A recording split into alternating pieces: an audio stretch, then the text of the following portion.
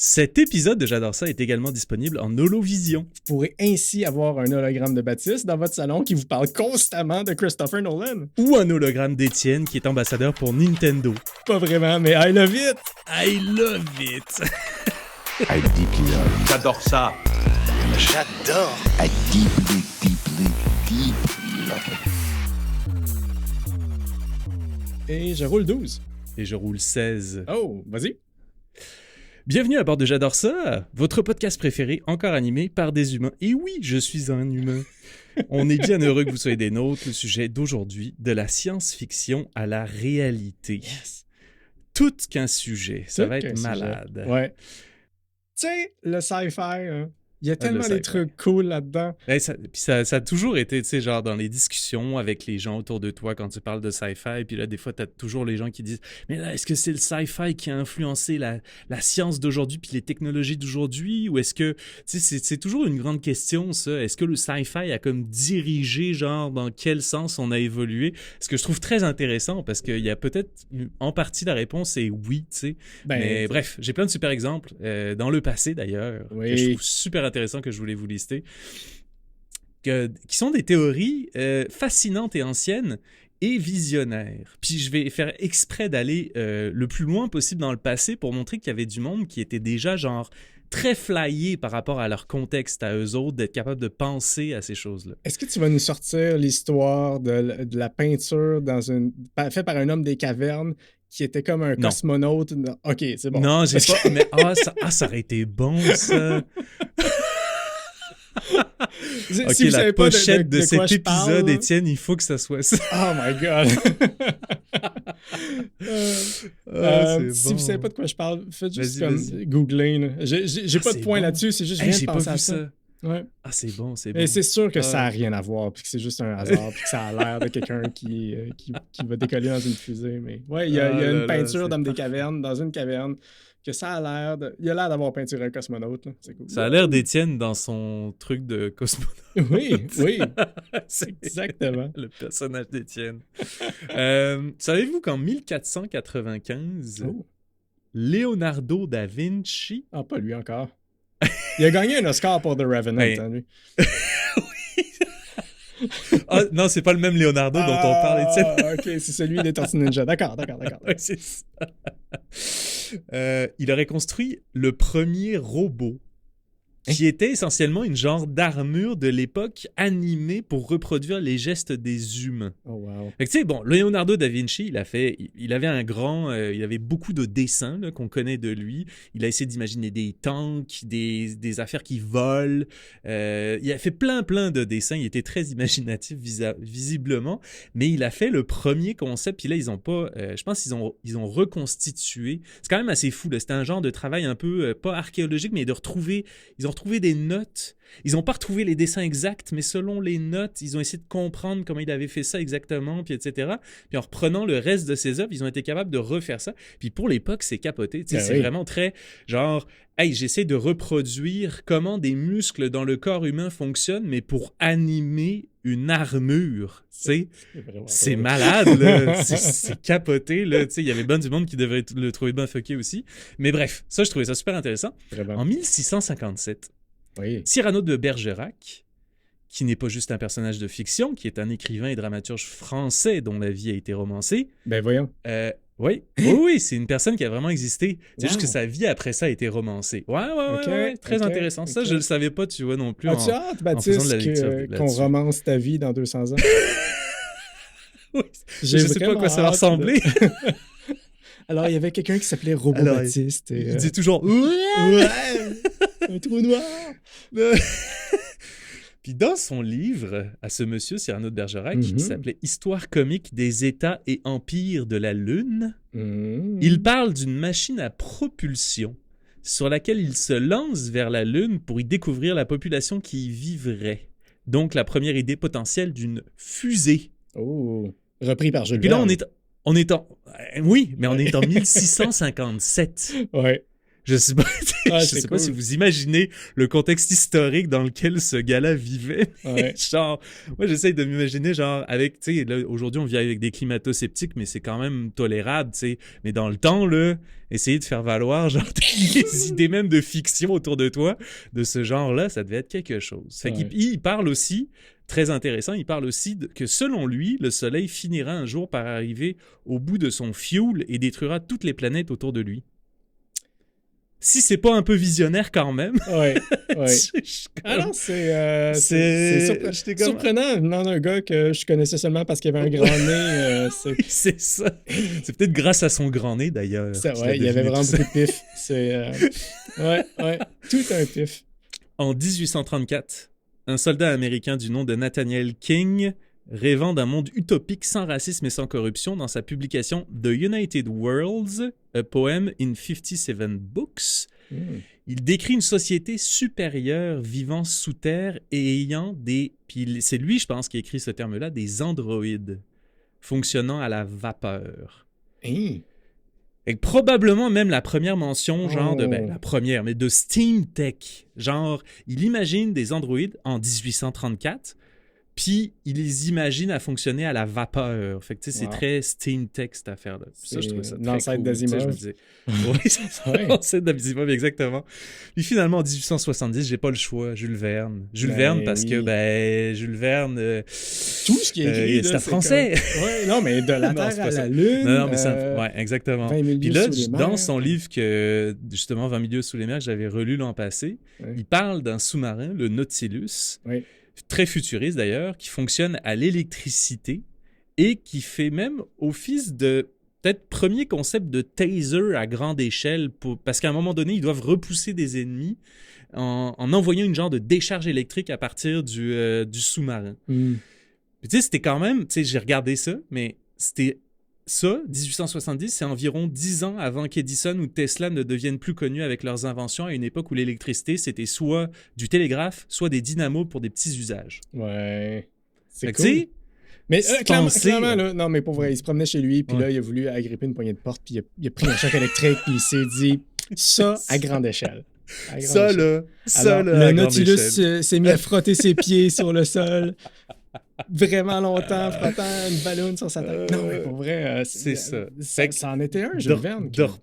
C'était un sacré... il était très prolifique dans ses théories Oui. sci-fi. Là. C'est quand même assez impressionnant. Tu sais, je veux Ouais. quand même mettre un spotlight sur le fait que, OK, là, on vient de nommer plein de gens qui ont prédit des trucs que c'est comme, hein, tu sais quoi, c'est ça, là.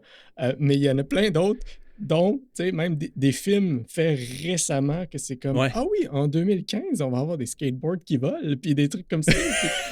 Puis c'est complètement dans le champ sur certaines des prédictions, parce que C'est la vrai. futurologie, C'est c'est vrai. difficile. C'est difficile. C'est Ouais, ouais. difficile. Puis tu peux jamais prédire à quel point, à quel rythme ça va réellement Ouais. se développer, toutes ces choses-là. Tu sais, on en a déjà parlé du VR, AR, Ouais.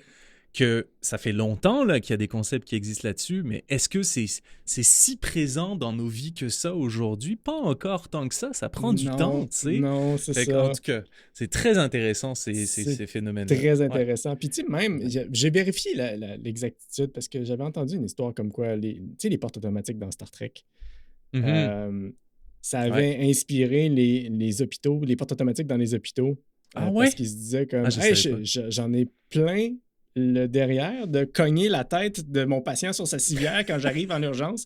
Poussez-vous, puis bang, je cogne la tête dans la porte. Oh, excuse-moi, pourrais-tu tenir la porte, s'il te plaît? Mais j'ai trouvé aucune source par rapport à ça. Par contre, Star Trek est quand même arrivé avec le principe de, Oui. hey, tu sais quoi, la porte, elle va s'ouvrir automatiquement.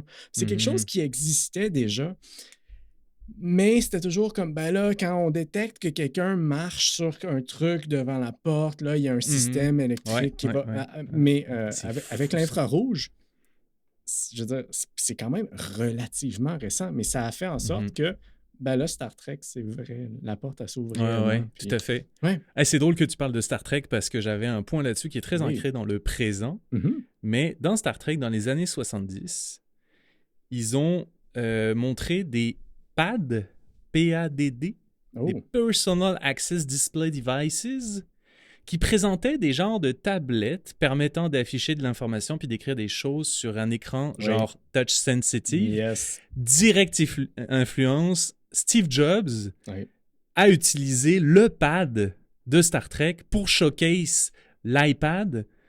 Puis, il voulait même, il paraît je pense qu'il y a une rumeur qui disait que Apple aurait même voulu payer une licence pour l'usage du mot pad dans le temps, mais qu'ils n'ont pas réussi. Ouais. Opportunité manquée pour ceux qui auraient pu vendre cette licence-là, mais OK.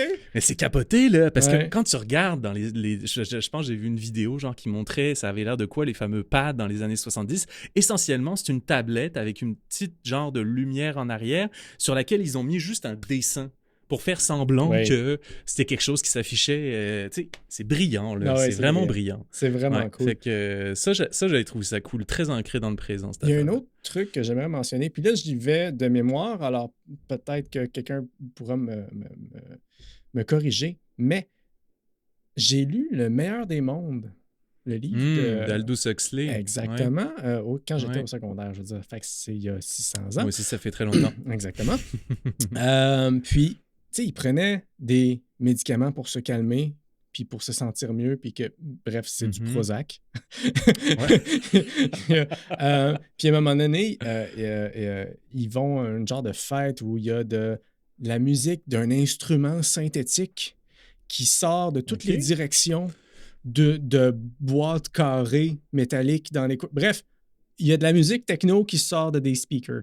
Tu sais, puis je pense que ça a été écrit dans les années 30-40, un truc comme ça. Ouais, c'est ça, hein? Mais quand même, je veux dire, Hey, c'est impressionnant. ouais, il y a des trucs comme ça des fois que tu lis, puis c'est comme, wow, c'est vraiment, C'est tellement... vraiment impressionnant. Ouais, vraiment. Yes. Définitivement. Yes. Je fais pas de lien direct avec une innovation claire ou quoi que ce soit, mais je pense qu'il y a beaucoup de choses qui nous a comme inspiré dans la culture pop à travers cette œuvre-là pour définir des choses plus au niveau de l'éthique puis réfléchir à ces enjeux-là. Mais le cycle des robots d'Asimov, Oh, oui, avec les 3 lois de la les robotique. lois de la robotique. Avec- Il nous a fait réfléchir Un pendant au moins un bon 15 minutes jusqu'à ce que, là, en ce moment, les entreprises d'AI fassent comme, ah, hey, il n'y en a pas de problème. Il n'y en a pas de Il problème. n'y en a pas de problème. Fait que les fameuses 3 lois de la robotique que je peux rappeler, c'est que un robot ne peut pas faire de mal à un humain ou à travers son inaction laisser un humain come to harm, être blessé ou Exactement. se faire... bref. La deuxième loi, c'est un robot doit obéir aux ordres d'un humain à moins que ça rentre en conflit avec la première loi. Mhm. Et la troisième loi, c'est un robot doit protéger aussi sa propre existence à moins que ça rentre en conflit avec les premières et secondes lois. Fait que c'est une genre de hiérarchie qui est censée comme protéger avant tout les humains, la santé physique, mentale, etc., tout ce que tu veux des humains. Mhm. Ensuite, s'assurer que les robots vont être aux ordres des humains et finalement que les robots vont se protéger eux-mêmes pour leur propre existence. Mhm. Mais ce que je trouve très intéressant aussi du cycle des robots, moi, ce qui m'avait énormément marqué à travers toutes les lectures, c'est que Asimov fait juste démontrer qu'avec ces 3 lois, il y a tellement d'exceptions dans lesquelles ça ne fonctionne pas Exact. que ça fonctionne pas comme ça, l'éthique. C'est pas suffisant, ces 3 lois-là, si tu veux encadrer le fonctionnement des robots, surtout qu'ils parlent de robots dans le contexte des humains, genre qui vivent sous terre dans ce qu'ils appellent des cavernes d'acier, mais ils vont aussi sur d'autres planètes, puis là, c'est d'autres contextes, puis là, il n'y a pas le même nombre d'humains versus le ratio de robots. Ouais. Il y a genre des planètes où il y a juste quelques centaines d'humains, puis des milliers et des centaines de milliers de robots, genre. Fait que tu sais, Ouais. c'est comme...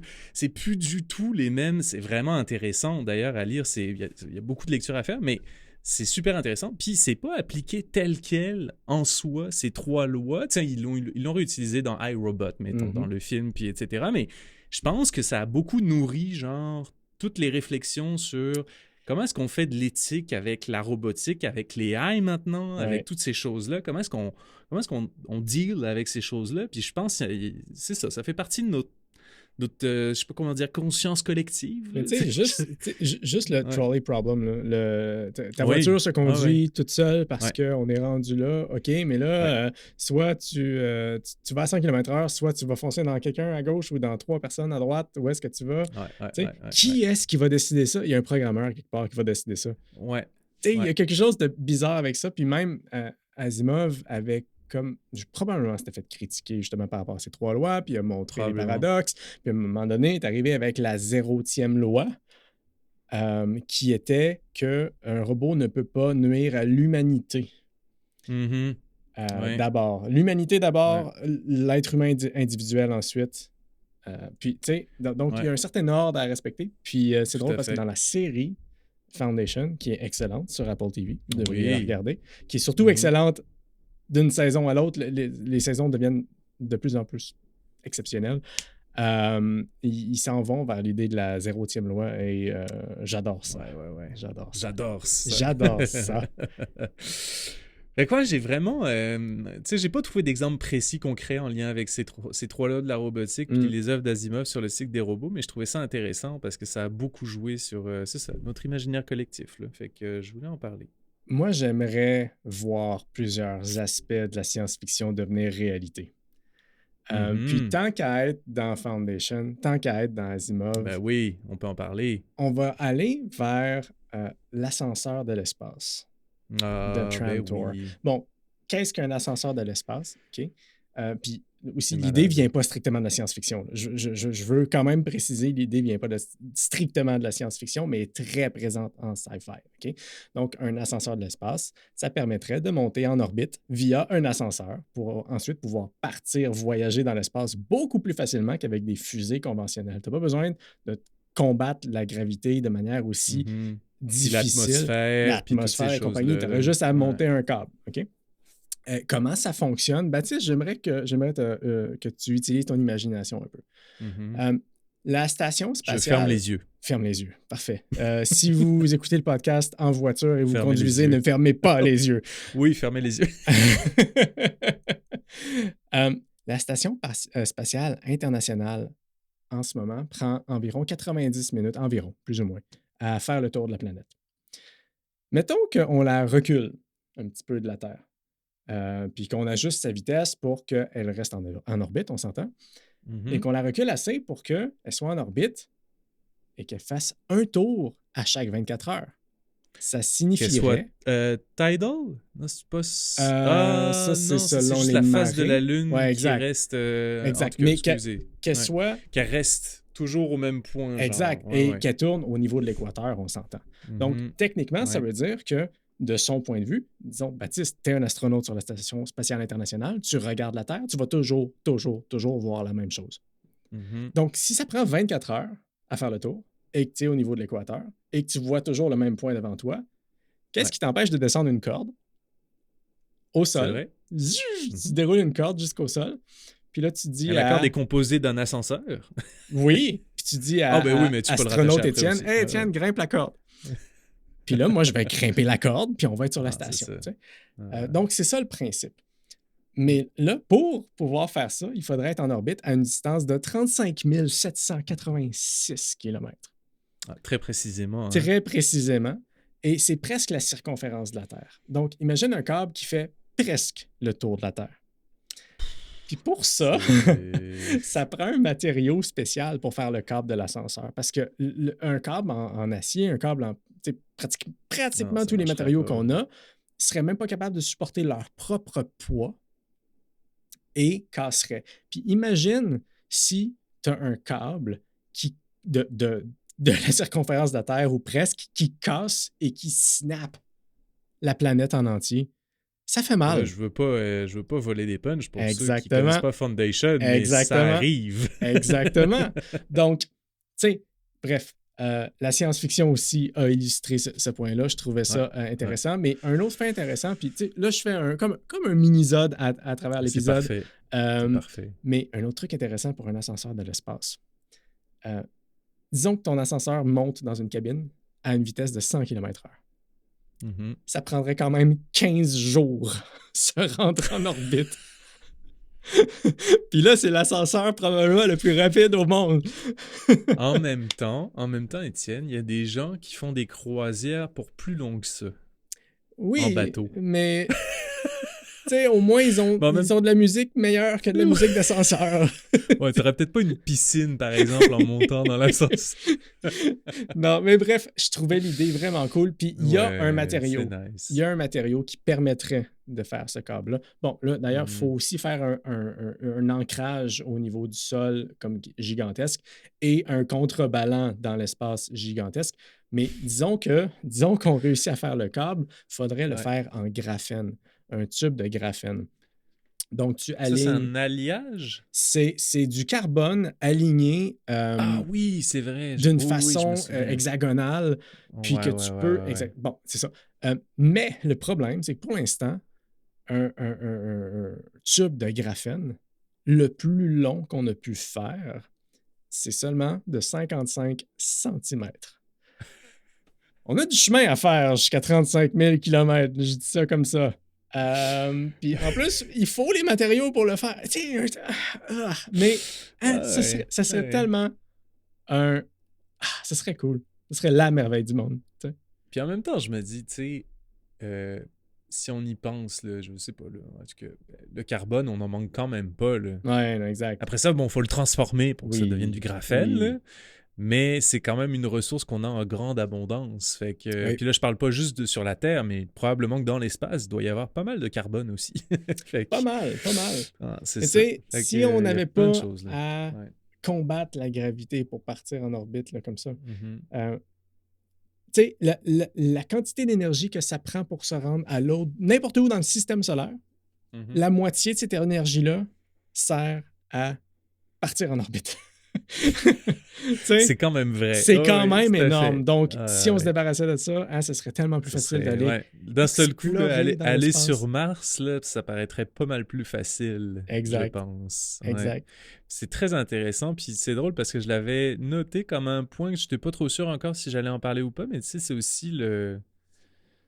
Il y a quelque chose, mettons que tu vas, tu sais, tu pousses cette idée-là plus loin, tu sais, à la base, c'est bon pour le voyage spatial, parfait, mais tu sais, t'as après ça c'est comme le voyage interstellaire, le fameux, soit avec ton Warp Drive dont Oui. tu as déjà parlé, Oui. soit avec des, tu sais, je veux dire, dans Mass Effect, t'as des genres d'espèces de relais qui t'envoient quasiment à la vitesse de la lumière, genre d'un relais à l'autre. Ça, c'est partout, tu sais, Star Wars, bon, on le sait, là, mais tu sais, il y en a plein des concepts comme ça.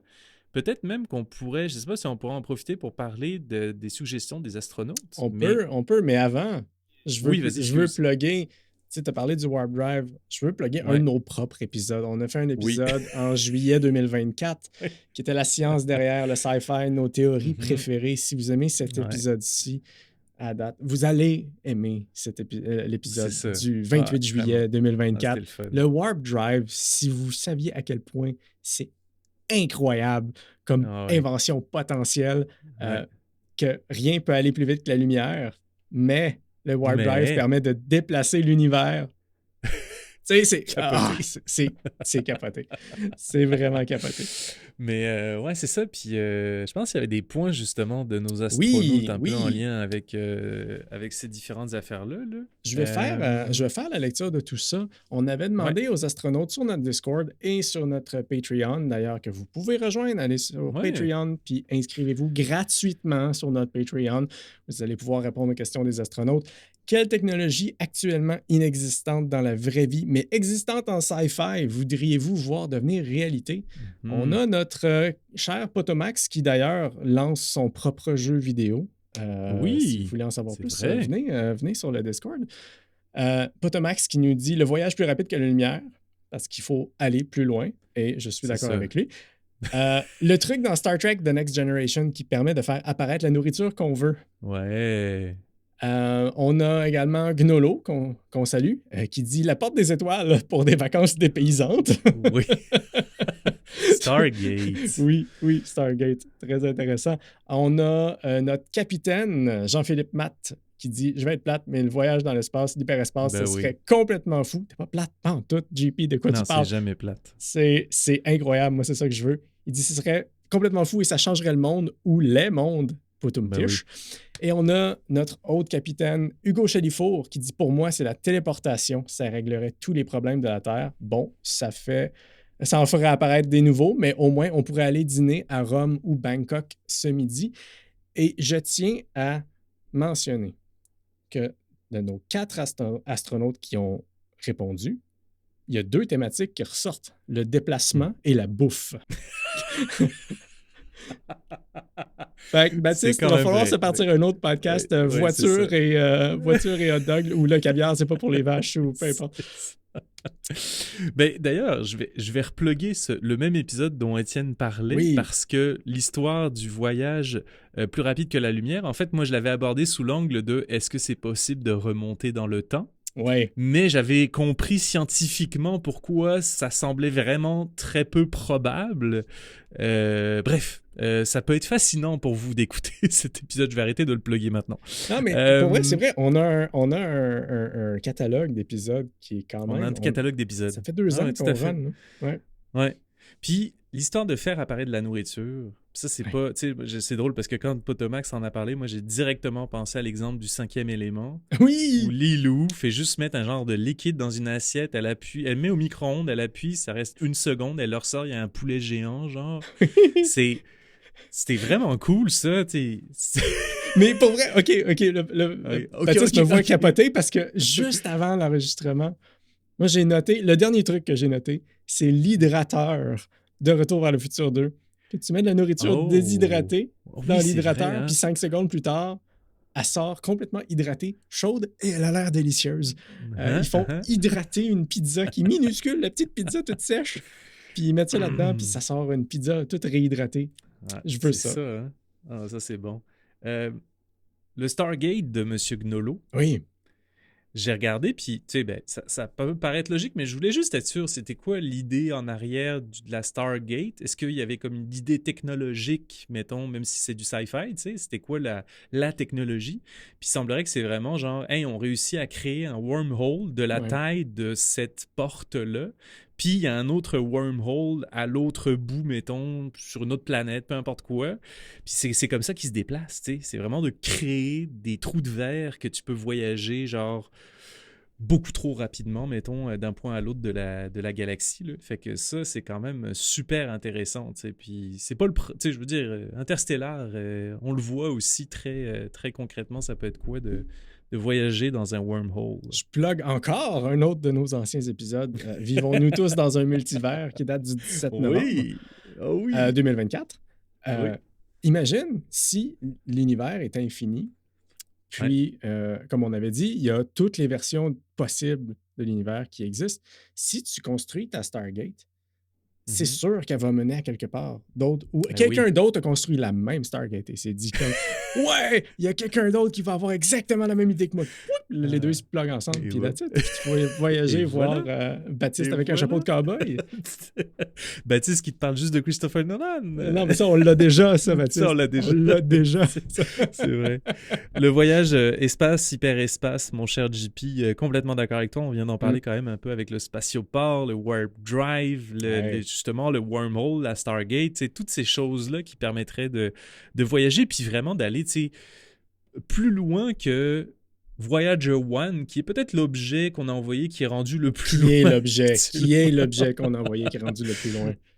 Mais si on arrivait à aller encore plus loin que ça, plus rapidement, ça serait quand même assez capoté. Ce serait drôle d'aller faire des clins d'œil à Voyager 1 avant de partir. Super vite. Hey, ça pourrait être une attraction touristique, genre. Oui. Non, mais attends un peu. C'est sûr que quelqu'un irait le voler. Ah oui, c'est un collectionneur. Il y aurait des pilleurs, man. C'est bon. Hey, on tient un concept de film, mais OK. Oh!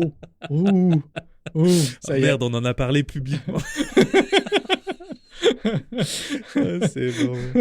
Puis The North, la téléportation, je trouve ça très intéressant parce que là, j'ai amené un point dans Discord que... En tout cas, venez participer aux discussions, mais je disais que ce qui est intéressant avec la téléportation, c'est qu'actuellement, la théorie la plus proche pour réaliser ça, ça serait de te déconstruire molécule par molécule, puis de te reconstruire ailleurs. Non, refusé. Je refuse. de Et faire si ça. on te reconstruit ailleurs, la grande question philosophique, c'est es-tu réellement encore la même personne? Ouais. C'est ça la question philosophique de la téléportation. Ça, c'est très intéressant. Moi, je trouve ça super intéressant. Ouais. Mais bon, c'est ça. Peut-être Voilà, qu'on je vous pourrait laisse se avec ça. déshydrater et se réhydrater dans un réhydrateur aussi. Tu sais, ce serait plus facile à transporter un Baptiste On se déshydraté. déshydrate. On se déshydrate, puis on s'envoie par une mini Stargate à l'autre bout de la planète, genre... Voilà, la Ça serait téléportation est malade. faite. Hey, Ah, merci. c'est bon. Pour vrai, merci les astronautes. Hey, c'est bon. J'y pense souvent, puis je pense que je le mentionne jamais verbalement dans les épisodes, mais Ah, ça nous nourrit. ça nous nourrit, puis vous êtes vraiment l'aspect du podcast qui me motive le plus. Alors, Ouais. merci de votre participation, merci de votre écoute. Il y en a plein de vous qui ne sont pas sur le Discord. Il y en a plein de vous qui sont sur le Discord, mais qui écrivent pas vraiment, qui sont là juste pour lire une fois de temps en temps. Puis c'est Ouais. bien correct aussi. On aime ça Ah, aussi. vraiment. Et on aime ça savoir que vous êtes là. Alors, un gros Tout à merci fait. pour ça. Gros merci. Je voulais parler du Three Body Problem, Oh yes. qui a été, je pense, le trio de livres audio que j'ai le plus écouté en 2025, début 2025, je pense surtout. Puis le Three Body Problem, ils en ont fait déjà une saison 1 sur Netflix, si je me trompe pas, puis ça devrait arriver la suite bientôt.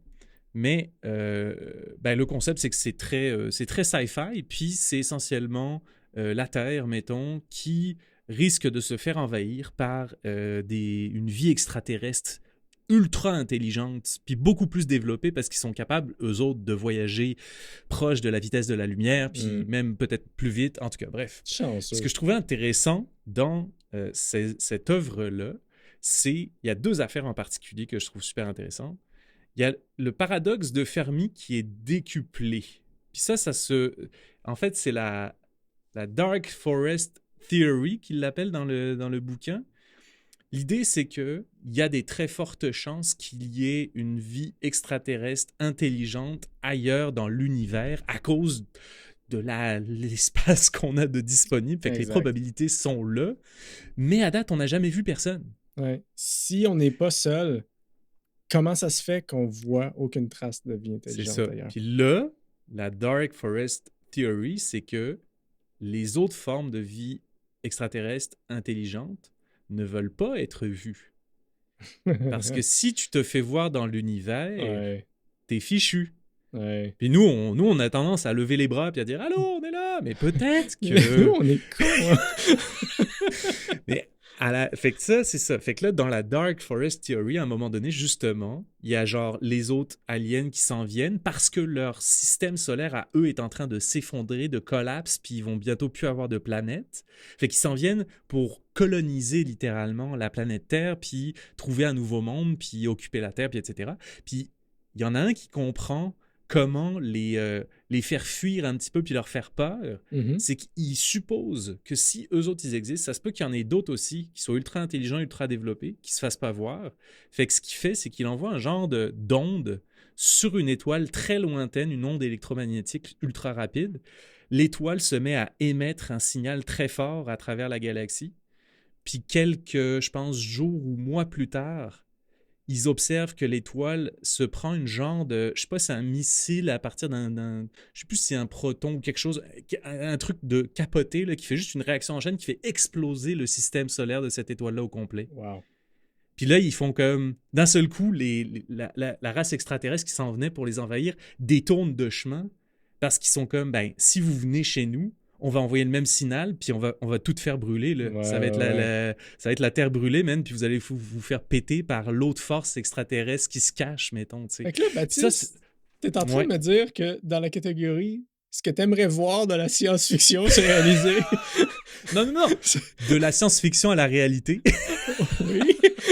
J'ai pas dit que je voulais que ça se réalise, mais je trouve ça intéressant parce que le paradoxe de Fermi puis l'histoire d'autres formes de vie extraterrestre, je trouve ça cool de se poser ces questions-là puis de se demander pourquoi on n'en voit pas encore d'autres formes de vie extraterrestre. Puis dans le Three Body Problem, il y a une autre affaire qui fait un peu encore écho à... C'est drôle, il y a beaucoup de choses qui se recoupent, mais le Warp Drive, essentiellement, c'est... Là, c'est pas pour faire du Warp Drive, mais dans Three Body Problem, il parle de space folding. Ouais, c'est ça. aller dans des couches de dimensions au-delà de notre espace en 3D. Fait que quand tu es capable de folder l'espace en plus que juste la 3D, tu peux te déplacer beaucoup plus loin en rien de temps. Mhm. Et ça, c'est... Quand il l'explique dans le livre, je suis pas capable de l'expliquer bien ici, là, mais c'est malade. C'est vraiment super bon. Puis ça, je suis comme... Ah, ça me tenterait là, Ouais. de vivre cette capacité-là. Être comme... Mais tu sais, puis là, il explique là, comment les gens essayent de comprendre ce qu'ils voient quand ils sont rendus, mettons, dans la 4D ou la 5D, genre. Ouais, puis ouais, ouais. c'est complètement fucké, mais là, ils ont l'impression que quand ils font un pas de plusieurs centaines de milliers de kilomètres, genre d'un seul coup, tu sais, ou je sais pas trop quoi. Bref, c'est vraiment, vraiment impressionnant. Là. Je peux pas Ouais. m'empêcher de m'imaginer que ça doit être beaucoup plus difficile de plier l'espace plutôt que de le déformer autour de toi. Donc, je pense que Ouais. le Warp Drive fait plus de sens, mais je suis pas scientifique. Fait que, c'est ça. Ah non, mais Étienne, c'est pas compliqué, là. Tu prends tes deux mains, puis tu plies, OK, plies tu un prends espace en l'espace, deux. OK? Là, suis la petite ligne pointillée, là, puis là, tu plies. C'est ça. Moi, il y a un truc que je voulais mentionner Vas-y. du sci-fi. On a parlé de la série des robots de Asimov. Ouais. Il y a un truc dans la série des robots qui me fait flipper. Puis, c'est pas les robots en tant que tels, OK? On s'entend. Les Ouais. robots, déjà, OK, c'est très cool. Bon, en plus, j'avais noté le terme robot. La première fois qu'il a été écrit, c'est dans une œuvre de 1920. C'est attribué à un auteur qui s'appelle, et là, je vais probablement massacrer son nom, mais Karel Čapek, je pense. OK? Je ne sais pas comment prononcer un C avec un accent circonflexe à l'envers, mais j'imagine Oula. que c'est ça. Mais oui, c'est ça. C'est pas les robots en tant que tels. Asimov a imaginé des bandes de transport. Et là, Baptiste, je sais que tu as déjà lu Les robots, mais quand même, on va faire l'exercice. Ferme tes yeux. Si vous êtes en Ok, voiture, je ferme les yeux. gardez vos yeux ouverts. Si vous pilotez Je un ferme les avion, yeux. s'il vous plaît, gardez vos yeux ouverts. Les bandes de transport d'Asimov, imagine une autoroute. Mhm. Et la voie de droite Ouais. avance très lentement. Donc, c'est un tapis Mhm. roulant. Et là, tu montes sur le tapis Ouais. roulant et il avance lentement. Mais là, tu veux aller plus vite. Et là, il y a une voie juste à ta gauche qui va un peu plus Ouais. vite. Alors, tu Mhm. vas à ta gauche et tu vas un peu plus vite. Et ainsi de suite pendant je ne sais pas combien de bandes différentes, ce qui te permet de rester à pied et de voyager à une vitesse qui est exceptionnelle. On s'entend, mets des lunettes parce que amène-toi une tuque parce qu'il va faire froid. Tu sais, bon, À chaque fois que je lisais à propos de ce concept-là dans le cycle des robots, j'imaginais toujours les grands couloirs des aéroports avec les tapis justement sur Ouais. le sol pour aller plus vite, mais métro que de Paris aussi. tu ouais. multiplies par genre plusieurs dizaines là, pour être Exact. capable de faire cet effet-là. Là. Exact. Ouais. Exact. Puis, tu sais, ma mémoire est un peu floue là-dessus, mais est-ce que c'était des cabines qui se promenaient là-dedans pour pouvoir justement être à l'abri du vent? Est-ce que Ah, je suis même pas sûr. c'est Je comme, pense qu'ils je étaient pense juste que à non. pied, là. Exactement. Ah, Je pense ouais. qu'ils étaient Ouais, seulement tout à à fait. pied. Est-ce Ouais. que ça pourrait être des cabines? Probablement. Est-ce que ce serait une meilleure idée? Ouais. Probablement. Probablement. Peut-être, mais en même temps, c'était coincé entre deux cabines. Tu bloques l'autoroute au complet. Mais en même Bref. temps, tu suis, genre, au début, je pense que c'est un policier, puis à un moment donné, il fait une course-poursuite, puis il me semble que ça se passe en partie sur ces tapis-là. Ouais, Fait que là, oui. s'il était enfermé dans une cabine, hein, ça marcherait plus, la Non, course-poursuite. exact. Alors, allez, cours. Allez, cours dans ta cabine. Le principe est vraiment Ah, cool. c'est cool. Ah ouais, c'est Vraiment malade. cool. C'est malade. Puis si tu veux Ouais. descendre, ben tu vas dans l'autre direction. T'sais. Puis là, ça ralentit, Ouais, puis c'est ça ça. ralentit. Ouais. Vraiment cool. Mais là, il faut que tu dises que, OK, là, il faut que je change de voie maintenant parce que j'ai 7 voies à changer, puis je sors dans 322 mètres. OK, c'est parti. Il faut quand même être habitué, Puis il mais... faut quand même que, probablement que tu checkes tes angles morts pas mal. Oh, oui. Mais pour vrai, c'est quelque chose qui, on a fait un épisode, hey, on plug des épisodes. Comment fonder et bâtir une ville parfaite qui date de septembre 2024. Puis on n'avait pas mentionné ça, mais j'aimerais l'ajouter à notre idée de ville parfaite. Oui. À côté de notre mont Rushmore des 4 cinéastes préférés. Ouais. On avait parlé, par contre, je suis pas mal sûr dans cet épisode-là, d'un spatioport. Oui. Puis même d'un ascenseur de l'espace, ça se peut. Oui, probablement. Ah, c'est Puis, bon. des hologrammes. Des hologrammes. Je veux des hologrammes. Je le veux, l'hologramme de Baptiste dans mon salon qui fait « Ouais! Savais-tu que les trous noirs et Christopher Nolan? » Ben, il y a eu quand même... C'est pas très répandu, mais tu sais, il y a eu des concerts, genre de... Gorillaz. Ouais, Gorillaz a eu puis une passe où il faisait des concerts en hologramme. il y a Tupac qui Tupac, avait, oui. Mais tu je sais, pense, un concert, la foule est toute dans la même direction. Tu ouais, sais, c'est bon, ouais. du verre avec de la fumée, puis des projections Ah ouais, dessus. Puis tu sais, ah ouais, c'est cool, là. C'est des ouais, hologrammes, entre guillemets. Mais moi, tout à je veux fait. pouvoir tourner autour du truc, puis voir Mhm. derrière la tête de l'empereur Palpatine. Tu sais? Tu vois, là? C'est ça que je veux. C'est ça que je veux, C'est Baptiste. bon. Do it. La mission principale de l'épisode est terminée. On vous Yes. invite à chiller avec nous au Spatioport dans la zone VIP où on jase de ce qu'on a découvert dans le dernier mois, que ce soit un film, une série, un jeu vidéo, un board game. Et pour commencer, vas-y donc mon cher Étienne, je te laisse la Est-ce parole. que je commence par une série ou un jeu vidéo? Une série. Une série. Je veux te parler de House of Guinness, en français, Maison de bière. Non, je sais pas comment ça s'appelle en français. Maison des records Guinness. Non, House of Guinness. Mhm. C'est du même créateur que Peaky Blinders, c'est-à-dire Stephen Knight, Oh! Ouais. qu'on avait déjà mentionné dans un épisode passé. Je pense que c'est celui de James Ok. Bond. Je pense qu'il va être impliqué dans James Bond, si je ne me trompe pas. C'est vraiment du même style que Peaky Blinders. C'est le même genre de... Tu sais, la cinématographie est Ouais, pratiquement ouais, ouais. pareil. Le style de storytelling est pareil. Les genres de montage de « Ah, je vais marcher au ralenti avec une chanson vraiment comme Mhm. grungy en background, puis là, il va y avoir des Ouais, explosions, puis des trucs, puis des... Tu sais, ouais, c'est la même chose. c'est ça. Mais l'histoire, ça se passe en 1868. C'est la famille Guinness, celle de la bière, Mhm. en Irlande, dont le père de la famille meurt. Et là, il cède sa brasserie à seulement 2 de ses 4 enfants.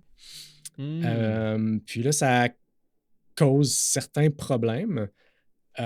Puis j'en dirai pas plus.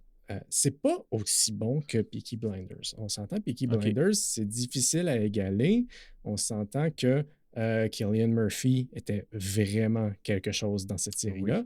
Et Ah là, oui. il n'y a pas vraiment un acteur que je trouve ressort avec autant d'impact, sauf Ok. un. Ça, c'est peut-être juste mon avis, mais tu te rappelles de Jack Gleason? Jack Gleason, c'était dans Game of Thrones, Joffrey. Oh oui! Jack Gleason a un rôle secondaire, mais se trouve dans cette série-là et il est excellent. Puis, ça se passe dans l'Irlande des années 1800. Ça se passe pendant le moment où les Irlandais commencent à vouloir faire la révolution. Il y a eu la famine, il y a eu l'immigration vers les États-Unis. Il y a tout cet aspect historique-là. C'est basé sur des faits réels, mais il y a eu quelques exagérations, quelques inventions, quelques personnages qui sont là qui n'existent pas réellement. Mais le contexte est vraiment intéressant. Jack Gleason a l'air d'un farfadet. C'est drôle. Il a l'air de la mascotte des Lucky Charms, des céréales. Avec le petit chapeau vert, puis la petite barbe juste sur le côté, puis l'accent irlandais. Écoute, c'est magique. C'est une série, un 8 sur 10 maximum. OK? Donc, c'était vos attentes, mais il y a des aspects dans cette série-là que j'ai vraiment aimé. L'aspect historique, l'aspect farfadet. L'aspect farfadé. Donc, oui, House of Guinness. Ah, c'est cool. Yes. De ton côté? Breaking Bad. Oui, t'as continué ça. Là, je vais vous faire mon suivi 2 de 3 parce que, à mon avis, au prochain enregistrement, ça sera terminé. Je suis rendu au début de la saison 5. Oh, ça va vite. Oui, j'ai bien avancé pendant les vacances.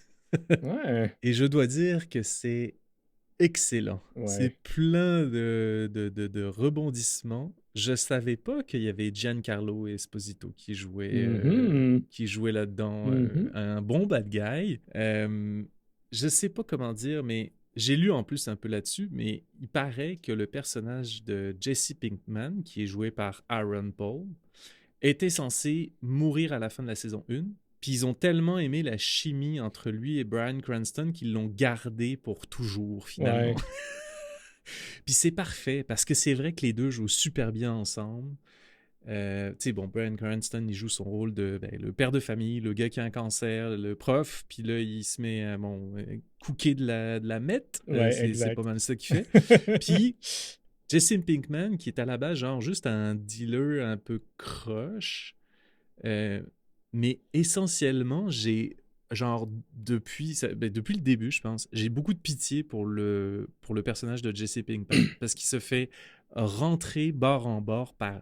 Tu sais, il se fait rouler dessus par tout le monde. Mm. Il est vraiment genre... Puis pourtant, c'est probablement le gars le plus sensible de tous les personnages de cette série-là. Puis à un moment donné, j'adore parce que je pense que c'était au début de la saison 4. Il parle au personnage de Giancarlo Esposito. Puis il dit de toute façon, Who gives a shit about what I think? Mm. Quand il a dit cette line-là, j'ai dit, ça résume exactement comment il se fait prendre de haut par tout le monde. Ouais. Mais Aaron Paul joue super bien. Puis il passe à travers des phases de drame, il perd sa blonde, il y a des meurtres, puis là, ça l'affecte énormément. Je pense à date, dans les 5 saisons, c'est censé être genre un dealer un peu violent qui est de street gang, puis etc. Puis il a juste tué une personne, tu sais. Ah. Puis ça l'a marqué pendant plusieurs épisodes. Ok, tu sais. je pensais Fait que t'allais dire, fait qu'il y a juste une, fait que c'est vraiment un bon gars, là, tu sais. non, non. Non, mais c'est le fun. Puis il y a tellement de Ouais. rebondissants à plein d'échelles. Au début, la femme, mettons, de Walter, qui est le personnage de Bryan Cranston, Skyler, au début, je me disais, elle a l'air d'avoir un rôle très secondaire. Puis tu sais, je comprends, mais finalement, elle finit par avoir un rôle vraiment central, genre, dans cette série-là. Mm. Fait que, bref, il y a plein de pans, là. Puis là, je suis rendu dans le début de la saison 5. Et je sais que la saison 5, c'est probablement l'une des meilleures finales de toutes les séries ever. Là. Mhm. Il paraît que les épisodes sont beaucoup trop bien cotés sur vraiment longtemps. Fait que j'ai hâte de me rendre à la fin de la saison 5. Excellent. C'est là que j'en suis. D'ailleurs, Ouais. pour avoir parlé à un autre capitaine, Hugo, récemment, qui disait que lui, Mhm. il avait encore mieux aimé Better Oui. Call Saul. Ouais. Donc, Ouais. puis là, t'as pas regardé Pluribus non plus? Non, il y a Pluribus. Puis là, Ouais. il y a aussi le film El Camino qui parle de la suite pour Jesse Pinkman. Ça finit l'arc de Jesse Oh. Pinkman après les événements de Breaking Bad. Tu vois, je savais pas que ça existait, ça. Ouais, ça c'est Ah. sorti sur Netflix, je pense avant la pandémie, je sais plus. En tout cas, Ok, bref. ok. Ouais. C'est ça. All right. Donkey Kong Bonanza. J'ai Oh, enfin pu Ça y est, ça jouer y est. à Donkey Kong Bonanza. Bonanza J'attends. et... J'attends depuis des mois. Puis, parce qu'on n'a pas encore dit les mots Game Awards, on va dire les mots Game Awards. Ça a été nominé aux Game Awards. Game Awards. Puis, je comprends pourquoi. C'est du bonbon. Ah ouais? C'est du bonbon. C'est que t'aimes facile à là-dedans? comprendre. Je sais, c'est dur d'expliquer parce que c'est pas. Tu sais, j'ai joué à Silk Song il y a pas longtemps, puis le niveau de difficulté était comme 100%. Ben plus élevé. Ouais, exact. Puis là, c'est comme. J'ai jamais eu à recommencer un boss fight dans Donkey Kong Bonanza. C'est pas grave, c'est pas ça qui est important. Mhm. Tu sais, j'ai jamais vraiment eu de la difficulté à faire ce que j'avais à faire dans Donkey Kong Bonanza. C'est pas grave, c'est pas ça qui est important. Il y a quelque chose avec juste, t'es un gros singe qui détruit tout, puis qui trouve des bananes, puis qui te fait des défis, puis qui unlock des habiletés, puis tu fais juste répéter ça constamment. Mhm. Ah ouais. Mais en plus, visuellement, c'est du bonbon aussi. C'est très coloré, c'est très... Ouais. c'est très Ah, c'est cartoonesque. cool. Ouais, j'ai vraiment aimé ça. Ouais. Et il y a un personnage que j'appréhendais un petit peu son inclusion, c'était Pauline. Pauline qui était Oh. la première personne que Mario devait sauver dans les jeux vidéo de Ok, Mario. ouais, C'est-à-dire ouais, le ouais. jeu vidéo de Donkey Kong original, la demoiselle La en détresse. princesse, mettons. C'est ça. Ouais. C'est pas la princesse Peach, c'est pas Daisy, c'est Pauline. Puis Pauline était revenue dans Super Mario Odyssey comme étant juste un personnage très tertiaire qui chantait la chanson thème. Mais là, c'est jeune Pauline, une genre de Pauline de 12-13 ans qui apparaît dans le jeu relativement rapidement. Mhm. Puis c'est comme un peu mon coup de cœur du jeu parce que à plusieurs endroits, tu peux te construire un abri, puis dormir pour récupérer ton énergie.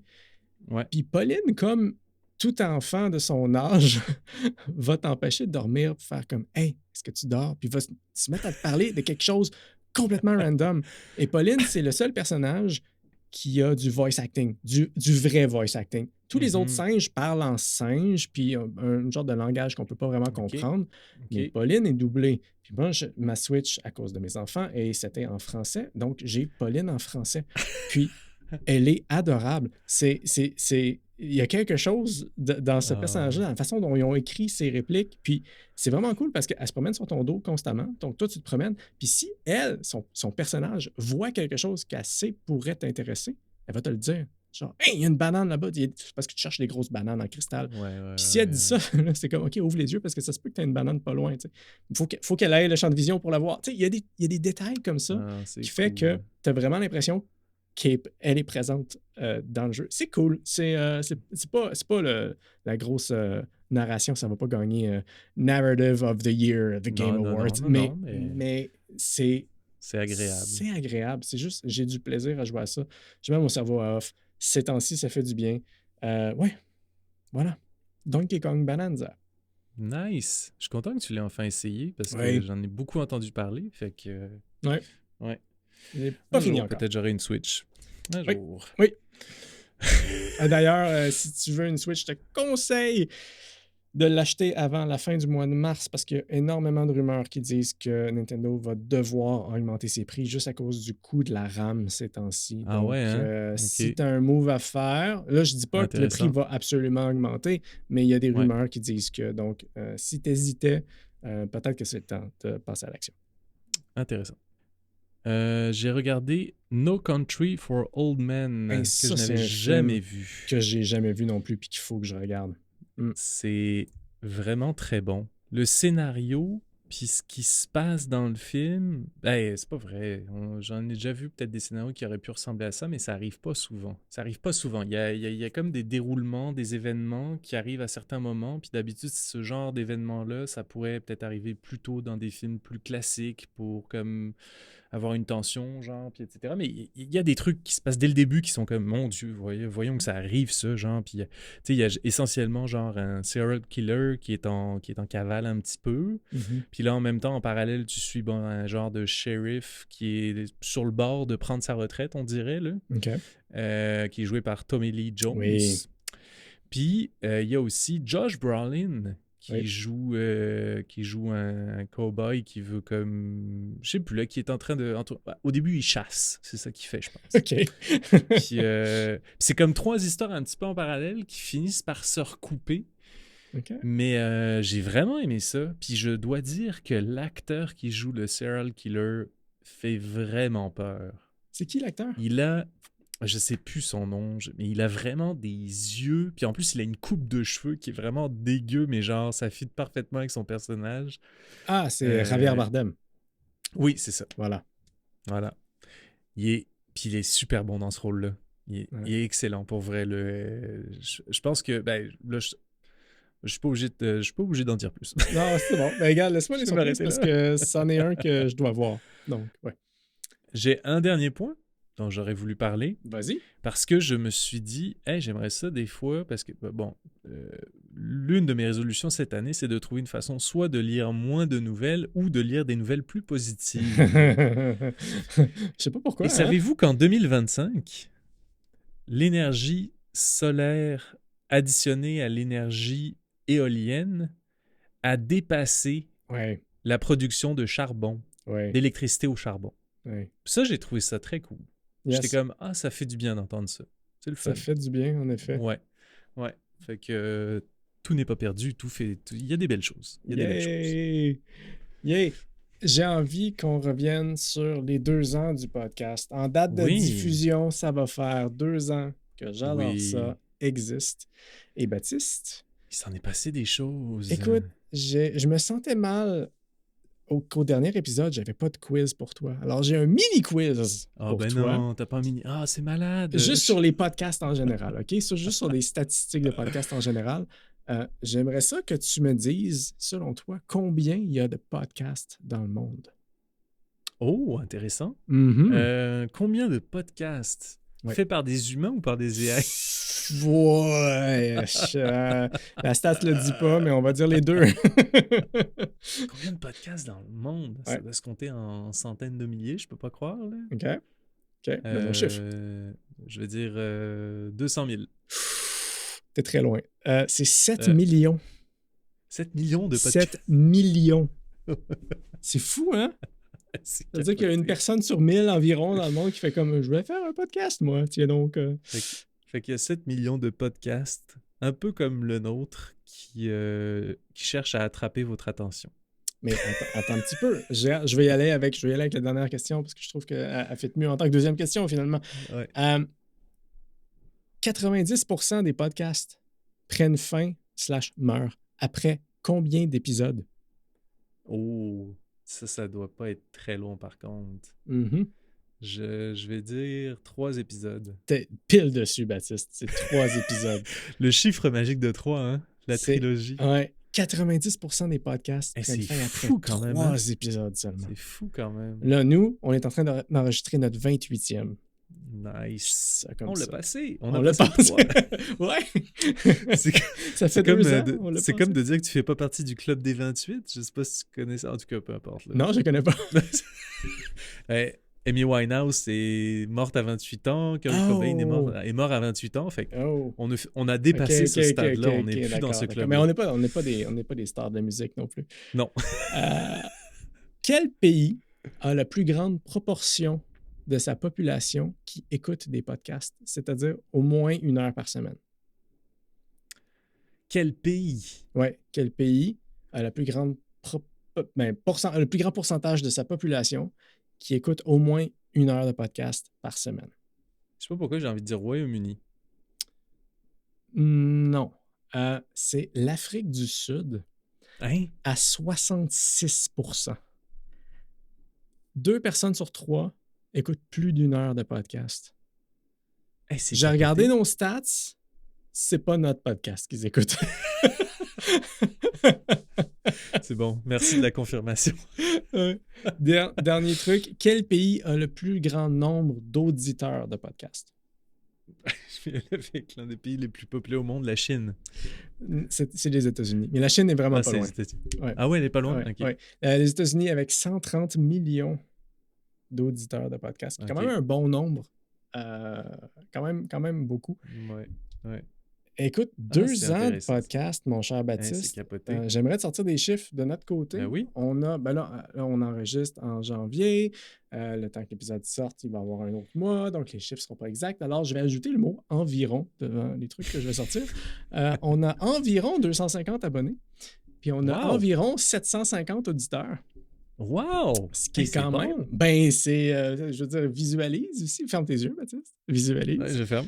Si vous êtes en 700 auto, fermez pas les yeux. 750 personnes en voiture qui font un accident en même temps. Imagine, tu sais, c'est carambolage. Pourquoi total. les gens nous écoutent en voiture? Pourquoi vous n'êtes pas à pied, guys?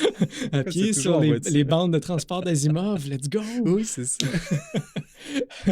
Autre stat intéressante, on a 4 fois plus d'abonnés sur Deezer que sur Amazon. Genre, on a 4 abonnés sur Deezer, Oui. puis là, sur Amazon. C'est bon. J'aime ça. Mais ouais, quand même. On a 4 fois plus de Français qui nous écoutent en Ouais, France que... ouais, que un dude sur Amazon. On le salue d'ailleurs, le gars sur Amazon. Ou la Allô, fille. allô, Salut. Amazon. Mais ouais, ouais. Ah, c'est nice. Je Yes. suis content. 2 ans. Surtout qu'on a, tu sais, on en parlait un peu avec Étienne, là, puis on a quand même, dans la dernière année, il y a eu des nouveautés au Mhm. niveau des formats, au niveau des... il y a des sujets qui revenaient qui étaient quand même plus classiques, mais on a essayé des choses différentes, puis j'ai trouvé ça très cool. Ouais. Il y a eu des entrevues Oui. avec Pierre Raymond, avec Yann Gaylor. Fait que Pierre Raymond, on parlait de VFX. Oui. C'était super intéressant. Là. Il avait Ouais. tellement de choses à raconter, ce monsieur-là, le tonton d'Étienne. Oui. Si vous voulez savoir des histoires vraiment obscures, obscures dans le sens peu Ouais. connues par rapport Ouais, au film 300, puis Sin City, puis des trucs comme ça, exact. allez écouter cet épisode-là. C'est Ouais. de loin mon épisode préféré de notre Ben oui, podcast. c'était malade. Sans C'était rien vraiment vouloir malade. enlever à Ian Gayler, puis au gars de Ouais, mon ouais. ciné-balado, mais Ouais. il y avait quelque chose avec l'épisode de Pierre qui était... Ah ouais, Oui. c'était très cool. C'était en Mm. plein dessus. C'était vraiment en plein dessus. Fait que c'est ça, on a parlé à Ian Gayler aussi, qui était ancien directeur du Festival de cinéma de la Ville de Québec. Ouais. On C'était avait vraiment parlé cool, de ça aussi. Miyazaki avec lui. C'était très, Mm. très nice. Un bel épisode. Puis avec les gars de Mon Ciné Balado, qui est un autre balado qui parle évidemment de cinéma. Et on avait jasé du prochain James Bond, de nos prédictions pour le prochain James Bond qui sera réalisé par Monsieur Villeneuve en personne. Yes. Fait que, ouais, j'avais beaucoup aimé ça. J'avais beaucoup aimé le mini-zode aussi qu'on a fait. On a le fait un mini-épisode, c'est mini-épisode vrai. Ouais. sur la sonde Voyager 1. À un Ouais. moment donné, je sais plus comment c'est arrivé, Étienne. À un moment donné, je pense que je t'ai texté genre en disant hey, tel sujet, genre Voyager 1, je viens de pouvoir passer telle vidéo, ça a l'air le fun. Puis là, on s'est dit hey, on fait-tu un mini-épisode Juste un qui mini-épisode. rentre comme pas dans la programmation habituelle? Ouais. On a dit ok, cool. Puis là, Puis- c'est juste un petit épisode d'intro. Pas On un risque intro, d'en mais faire genre, d'autres. c'est On ça, risque d'en faire exact. d'autres. Ouais. On a un sujet en tête dont Mm. on s'était parlé, Baptiste, que j'aimerais beaucoup qu'on fasse. Donc, si vous êtes fan de cinéma, abonnez-vous. Ouais, pour rien manquer. Puis là, qu'est-ce qu'on avait eu aussi? Quelques épisodes marquants, là. Je dois dire que on est allé vivre, Étienne et moi, un concert ensemble. Ouais, ça c'était cool, ça. Hommage à John Williams. Ouais. Puis on a fait un épisode ensuite sur John Williams, le meilleur compositeur du cinéma.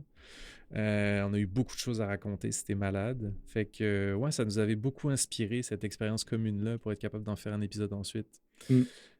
Très cool. Puis, petite mention aussi, je sais pas si vous avez remarqué dans la dernière année, mais il y a un effort de plus qui est mis sur les pochettes de chaque épisode. On s'amuse beaucoup avec Étienne. Ouais, on a du fun. On a vraiment du faire fun. des images différentes Puis, à chaque fois. puis je n'en ai pas mentionné, mais on a également fait une fonte, une police de caractère Oui, pour oui, le c'est podcast. vrai. Hey, Ça, c'est ça a été vrai. toute une histoire parce Ouais. que tu sais, la police qu'on avait utilisée à l'origine, Mhm. j'ai trouvé l'auteur original, puis je me suis rendu compte que la façon dont on utilisait son travail Mhm. était non conforme aux conditions que lui avait établies, que moi, j'avais aucunement vu à l'endroit où j'avais trouvé la fonte, que je n'avais pas trouvé sur son site à lui. Ah Alors, ouais, hein? Ouais. soit on trouvait une autre fonte, ce que j'ai grandement essayé de trouver, puis qu'il n'y a rien qui me satisfaisait parce que tu sais, on parle des choses qu'on aime dans le podcast, mais des fois, là, Ouais. quand c'est mon propre travail, je suis un petit peu Ah trop ouais. perfectionniste. Donc, à la place, j'ai fait quelque chose que j'ai jamais fait avant et j'ai designé une fonte qui ressemble, qui est Ouais. inspirée de, mais différente de ce que l'ancienne était. J'ai eu Tout à fait. beaucoup On pourrait de quasiment. sueur et de plaisir à faire ça. Je me dis peut-être qu'un jour la NASA pourrait acheter ta fonte puis faire son prochain logo avec. Ah, j'ai eu beaucoup de fun. Ouais. Ouais. Puis, Ouais. tu sais, on a un bon catalogue d'épisodes maintenant. Ouais, puis vraiment. je le mentionne aussi, tu sais, on est un petit podcast. On fait ça pour le fun. On fait ça Ouais, parce vraiment. qu'on tripe à parler de sujets qui nous passionnent. Puis on sait, on a des retours de gens qu'on sait qui écoutent le podcast puis qui nous en parlent puis qui ont énormément de plaisir aussi. Puis c'est notre motivation. Mais Ouais. c'est sûr que de voir le podcast grandir aussi, ça nous aide. Alors, Ah oui. prenez vraiment. un instant pour, s'il vous plaît, si l'envie vous en dit, mais allez nous mettre un 5 étoiles, un pouce en l'air ou quelque Ouais, chose. ouais. On le répète à chaque fin d'épisode, mais Ouais. c'est hyper important parce que c'est très difficile de percer dans ce domaine-là. Ouais. Ouais, tout à fait. Je pense que c'est de Mm. plus en plus difficile d'avoir de la visibilité aussi sans soit passer par des moyens où tu investis beaucoup dans de la pub ou ce genre d'affaires-là. Puis nous, on reste un petit podcast, on est bien content de faire ça pour le fun, puis de pas non plus essayer de trop se péter la tête sur des trucs plus, je sais pas, mercantiles, je sais pas comment Ouais. le dire, là, mais Puis, ouais, on c'est est ça. audio seulement aussi. Hein. Puis, tu sais, Ouais. l'industrie veut des podcasts Veut de la vidéo. vidéo. Pourquoi? Je sais pas. Est-ce que les auditeurs veulent des podcasts vidéo? Moi, personnellement, je suis pas convaincu. Mais Mais- si on faisait des capsules de 15 secondes sur TikTok, Ouais. peut-être qu'on pognerait plus. Danse, Baptiste, c'est parti. Danse. C'est ça. Fait que merci de nous suivre, merci Oui, d'être merci, avec nous. merci. On a beaucoup de C'est plaisir. vraiment le fun. Mm. Ouais. Je t'adore. Je voudrais remercier nos capitaines ayant droit à leur mention parce qu'ils nous supportent sur Patreon. Capitaine Jean-Philippe Matt, Hugo Chalifour et Antoine Talbot. Merci beaucoup de votre support. Merci. Tous les détails sont sur j'adoresapodcast.com. Vous pouvez rejoindre le Patreon et vous aussi devenir un capitaine qui a le droit à sa mention en fin d'épisode. Vous pouvez aussi rejoindre le Discord. Puis on est sur vraiment toutes les plateformes. Oui. Pour écouter nos épisodes. Je vous garantis, on est sur plus en plus de plateformes, des fois des Même plateformes très Deezer. obscures. Oui. Même Deezer. Fait que c'est ça. Puis n'hésitez pas à, comme on disait, à parler de nous, du podcast autour de vous, si ça vous en dit, je sais pas, là, dans une discussion, là, le nouvel an est passé, mais vous allez peut-être fêter la galette des rois, vous allez parler de sci-fi autour de la galette des rois, vous pourriez parler, genre, d'un épisode qui vous a plu, genre, ça pourrait être cool.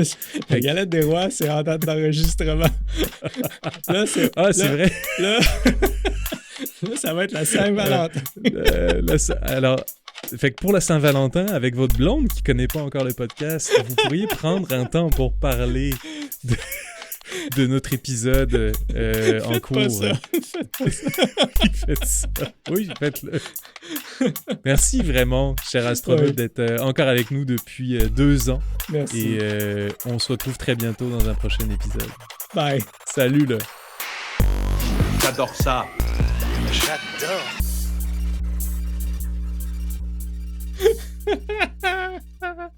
Oh, c'est malade.